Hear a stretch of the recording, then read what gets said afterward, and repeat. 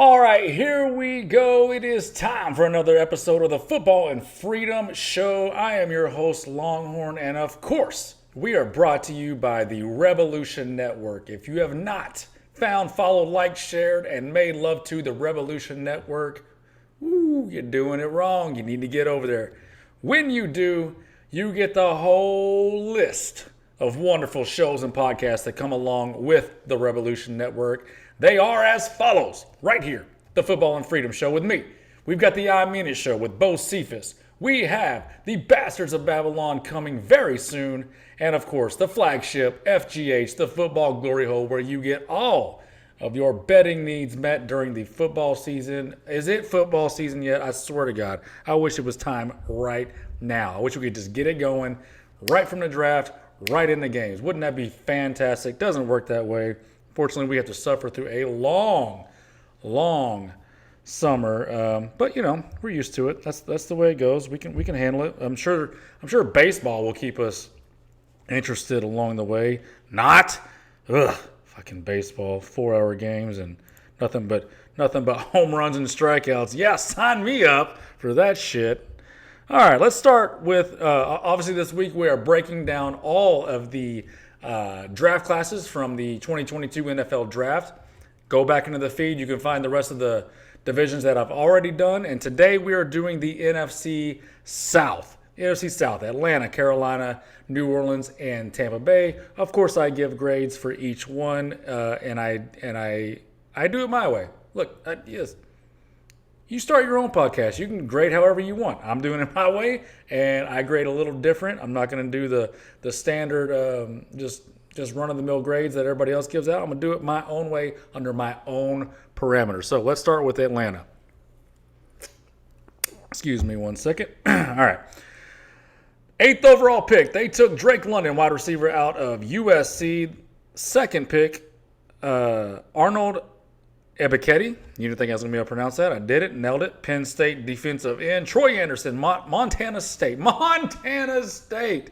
Man, they are going everywhere to find players these days. As a linebacker, Desmond Ridder, the fall finished right here with the 10th pick in the 3rd round. And quarterback from Cincinnati went to Atlanta.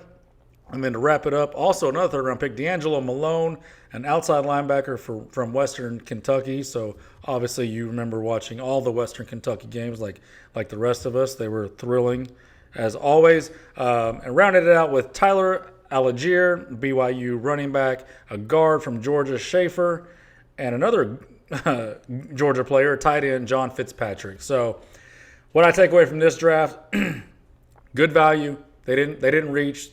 All the players they took were right in the range or better, which is what you want. You know, you want to fill needs and you want to get good value. Well, guess what? Atlanta fucking needs everything. So it didn't matter what they did there. They were gonna fill needs, but the value was good. So overall, I would give it a just a solid B. You really can't, maybe even a B plus. I'm a B plus them up because of the Desmond Ridder. Whenever you get a quarterback that many people thought might have gone in the 1st round and he falls all the way to you in the 3rd, you know, does that mean he sucks? Probably. But it doesn't change that the value was the patience they showed and the value, it could pay off for them. So as far as these players, I know I made fun of Montana State and literally I don't even know what channel that would even come on, but watching tape, for you Atlanta fans or just, you know, football fans in general, if you have not watched this Troy Anderson kid on tape, you need to go do it. He's got the size, speed combo, the athleticism combo that you love to see. You know, will that translate from Montana State to the NFL? We'll see. But late in the 2nd round, I love that value. He was a player I had my eye on and was curious where he would finally land on this team. I mean, unless he's straight garbage, then he's probably going to start immediately. So can't wait to see that kid in the fall. And Drake London, that was a controversial 1st receiver taken in this draft. You know, if you followed the process, if you listened to the teams when they were talking, you kind of knew that this GM, he likes to go bully ball. He likes the big players. So that they kind of, you know, hinted and gave away their hand a little bit before this pick was selected. People thought they were kind of leaning towards Drake London because he was the bigger receiver. Overall solid draft. Give it a B plus because of the Ritter value and the wild card in Anderson. All right, moving on to Carolina. Let's run down their short list. Man, all the needs they have, and they only had looks like 6 or 7 picks. Ikem Ekwonu, offensive tackle, North Carolina State. Matt Corral in the 3rd round, Ole Miss quarterback. Brandon Smith, Penn State linebacker. Amar Barno, Virginia Tech outside linebacker. Cade Mays, like that pick. 6th round, Tennessee offensive guard. And Kalen Barnes, Baylor corner. Okay, this is a solid for the low amount of picks, much like what Atlanta did. Filled needs, got good value. Got the quarterback in the 3rd round, just like Atlanta did. I think they got the best offensive lineman in this draft with their 6th overall pick, Ekwonu. And I love the Cade Mays pick. That could be a sneaky starter, that developmental starter for them in the 6th round from Tennessee. I like him. And then Barnes, he's the speedster from, I think he was the 4-2 guy, cornerback from Baylor. I mean, 7th round, you find a guy that can run 4-2, 4-3, why not? See if you can develop him up. Don't really like the Brandon Smith pick. Probably could have gone better there. But overall, let's give this a, same grade. That's a B+. Another B+. Stole the quarterback in the 3rd round. See what he can do. He probably sucks because he's there, but you never know. So I'm going to give them a B+ also. And we are going to move right along. Who is next in this stupid division? Probably, yes, our Saints. Our beloved Saints. So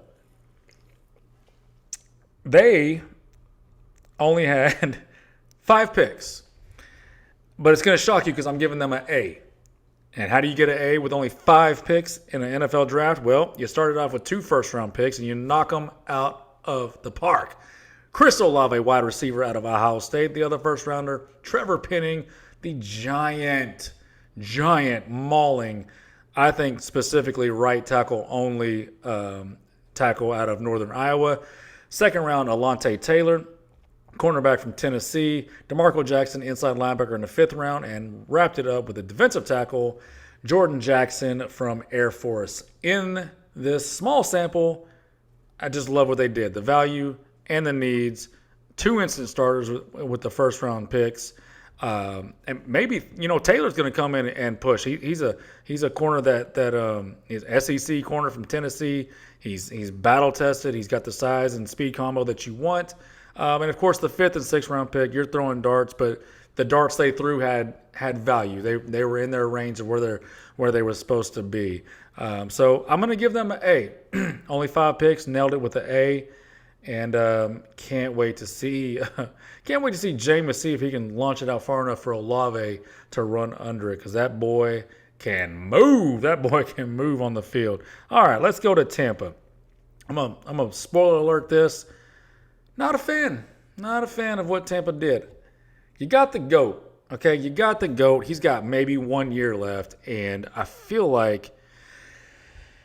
feel like this is a draft for the future to me. If you go back and listen to the other episodes, when I was talking about Green Bay, again, they drafted well, but it was a futures draft when they had Aaron Rodgers in one of the last few seasons that he's going to have at his level. I feel the same way about this draft with Tampa Bay. Like the players are good, nothing wrong with the players, but it's more of a developmental type draft for me, and I think that they could have gotten players that just could have came in and immediately helped the quarterback, who's, let's face it, probably on his last year. So let me go down the list. Logan Hall. They traded out of the 1st round to the 1st pick in the 2nd round, and they took Logan Hall, defensive end / tackle out of Houston.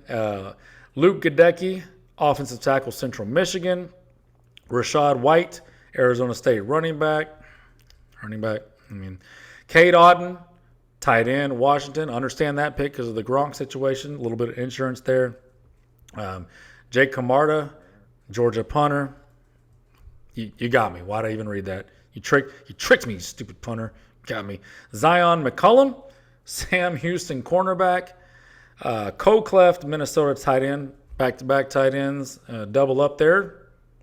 Again, that tells me they're not feeling too good about Gronk coming back, but we'll see. Brady's pretty persuasive when he wants to be. And wrapped it up in the 7th round, Andre Anthony, LSU defensive end. Again, value, good. Not a lot of needs, obviously, on Tampa Bay, but when you're looking for players to come in and do that one last push for the Super Bowl, I just feel they could have done better here for OTB. But with that said, I miss the days of hating Tampa Bay, or not really hating them, but just having apathy for this franchise. It's not a storied franchise. It's a franchise that's kind of a bunch of blah for most of their history. This has been a great run with Tampa Bay and Tom Brady. I'm hoping it's over soon so we can just go back to being just for Tampa, and they're just a big nothing. With that said, we are huge Tom Brady fans, so I would love to see this year Tom Brady get one for his fucking second thumb, third front thumb, whatever. I can't keep up with how many rings that dude has, but get one and just ride off into the sunset and just plant your flag like it's already planted. Just plant another one, I guess, that I am the best. No one will ever catch me, and you can all suck it on my way out. And speaking of on the way out, that's going to wrap it up for this episode of the Football and Freedom Show. Again, please do us a favor. Subscribe, follow, share, like the Revolution Network. You get all of the shows when you find them. We're on all the podcast networks. We're on all the socials. So find us, interact with us, engage with us, talk to us, rate us, do whatever you got to do. Just do it, because it is time to join the revolution. If you're coming, come on.